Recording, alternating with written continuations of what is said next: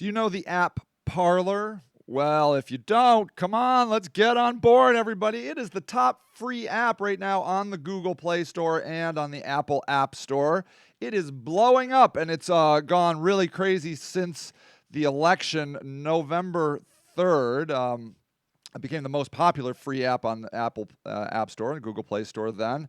Downloaded nearly 1 million times in the week after the election, and the reason is because conservatives are pissed. They're mad that their content is being blocked over at Facebook and Twitter. And look, you can see it right here. Donald Trump, even his tweets are being blocked or covered up. It says this claim about election fraud is disputed. They just kept saying it and kept saying it, and so. Conservatives believe that their voice is not being heard on these platforms, that they are being unfairly censored, and Parler is a place that says that it is all about free speech, and so a lot of conservatives have gone over to the platform. You can see people to follow: Ted Cruz, Mark Levin, Sean Hannity, Devin Nunes. A lot of the heavy hitters on the conservative side are over here. And look, I mean, these are big numbers, okay? He has 3 million followers on Parler. You see, let's see what Mark Levin has here. 2.6 million followers. So this isn't some just barren wasteland. People are definitely over here. They're definitely using it. The CEO of Parler says that we're a community town square, an open town square with no censorship. He says if you can say it on the street in New York, you can say it on Parler. But they do. What's interesting is Parler's site guidelines are a little bit more restrictive than that. I mean, you can say a lot of stuff on the streets of New York, and believe me, I've heard some stuff on the streets of New York. It says they disallow content including pornography, obscenity or indecency, blackmail, support for terrorism, false rumors, promoting marijuana, and fighting words directed towards others. It says their policy is based on the FCC and Supreme Court.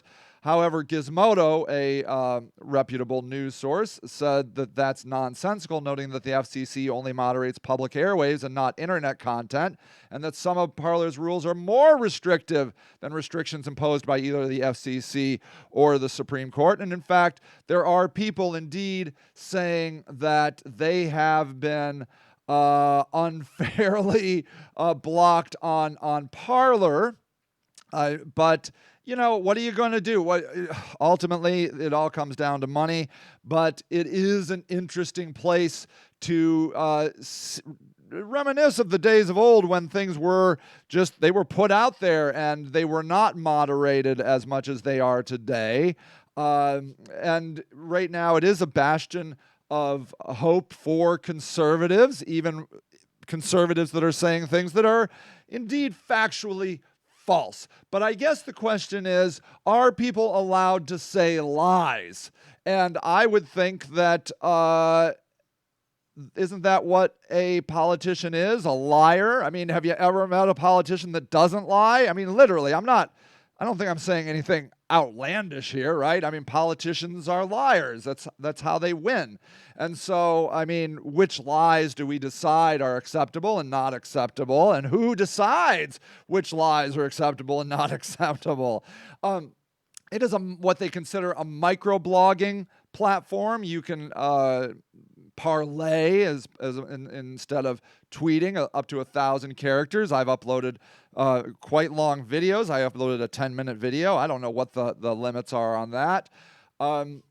But they're not employing fact checkers and that sort of thing. But the CEO says, I want people to have choices. I want there to be a platform out there that people can choose to say, trust us. We understand there's a world of disinformation and misinformation, but let us process it. And I appreciate that. Now, the question is, should you as a business use Parlay? Should you get on Parlay? And the question is, it's a real personal choice. Will Parler be the next big platform? I have no idea. No idea. I hope you remember. Do you remember when all us marketers were telling you to get on Google Plus? Well, obviously, Google Plus is, I don't know, is it still in is it in like a closet somewhere in a basement of Google? I don't know what's going on at Google Plus. It's not a thing anymore. But one of the benefits of joining early is that you can get a first mover advantage, so to speak. So you can build up an audience in a new platform like this because it's not inundated with a ton of people, and it's easier to get your voice heard in a new platform. And so I would say that if you like the idea of free speech and you support that kind of platform, Parler might be a place for you to consider. You certainly don't have to talk about politics.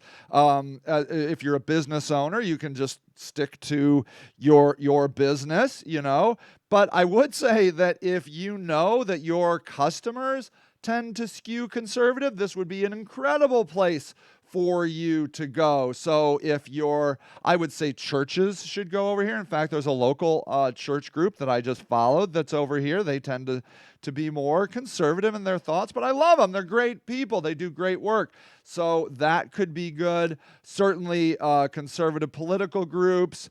Guns, I didn't see anything about guns here. Can you market guns on this platform? I don't know. Try it. See what happens. So gun manufacturers, ammunition manufacturers, those types of people.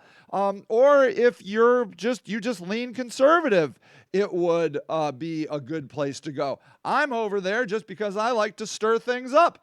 And I don't want the conservatives to have all the fun. I like to talk about progressive ideas, and so I'm over there doing my thing, And actually, I have some of the more interesting conversations with conservatives. I'm not a guy that unfollows people because I don't like their beliefs.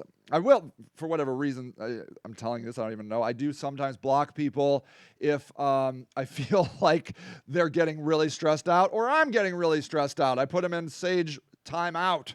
I would imagine you can block people over here as well if you want. But I enjoy a healthy debate. I enjoy it. It's America. Look at us. We are a crazy bunch of people. So I would say that it's something to consider. If that appeals to you, if the conservative angle appeals to you, the freedom of speech angle appeals to you, or you just like to get at it on your conversations and social media, then there's a lot of feisty people over here at Parler. You can go and be feisty with them. If it becomes big, I will tell you that it will flatten out. It will become more diverse. If it stays a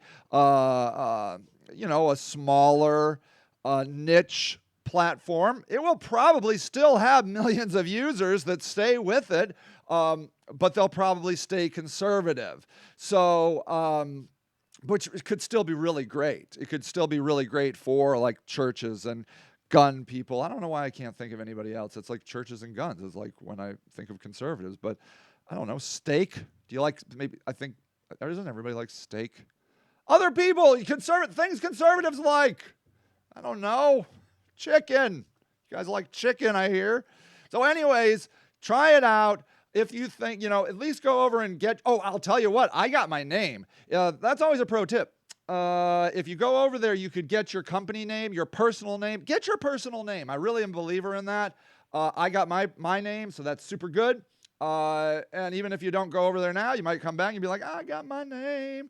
And when that's always difficult to get when these platforms get really big. So that's something to consider.